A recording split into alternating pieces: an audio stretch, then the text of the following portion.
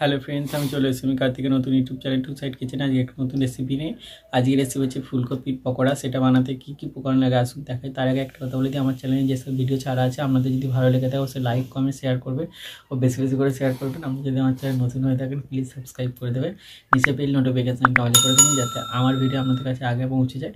তাহলে চলুন ফুলকপির পকোড়া বানাতে কী কী উপকরণ লাগে আসুন দেখাই।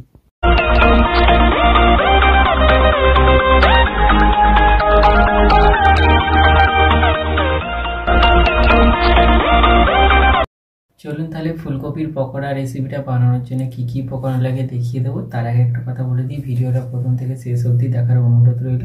তাহলে চলুন রেসিপিটা শুরু করি। কী কী উপকরণ লাগে দেখিয়ে দিই। এখানে আমি কিছুটা ফুলকপিকে কেটে ভালো করে ধুয়ে নিয়েছি।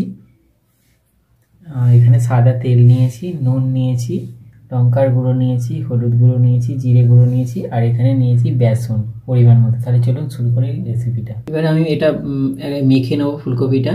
তো আমি এর মধ্যে দিয়ে দেবো বেসন, এবার দিয়ে দেবো জিরে গুঁড়ো, দিয়ে দেবো হলুদ গুঁড়ো, দিয়ে দেবো লঙ্কার গুঁড়ো, পরিমাণ মতো নুন দিয়ে দেবো। এবার একটু অল্প জল দিয়ে ভালো করে মেখে নেবো, শক্ত করে ভালো করে মেখে নিয়েছি। এবার ভেজে নেব। গ্যাসটা জেলে কড়াটা বসিয়ে দিয়েছি, কড়াটা গরম হয়ে গেছে। কড়াই আমি তেলটা দিয়ে দেবো। তেলটা গরম হয়ে গেছে, এবার আমি একটা একটা করে দিয়ে এইভাবে দিয়ে ভেজে নেব। সবগুলো দিয়ে দিয়েছি, এবার লাল করে উল্টে পাল্টে ভেজে নেব। লাল করে ভেজে নিয়েছি, এবার এটা নামিয়ে নেব। দেখুন আমার ফুলকপির পকোড়া রেসিপিটা রেডি হয়ে গেছে।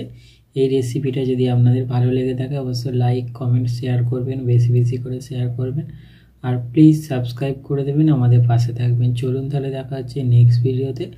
এরকম নিত্য নতুন ভিডিও পাওয়ার জন্য আমাদের চ্যানেলটাকে অবশ্যই সাবস্ক্রাইব করবেন, আমাদের পাশে থাকবেন। চলুন তাহলে দেখা হচ্ছে নেক্সট ভিডিওতে।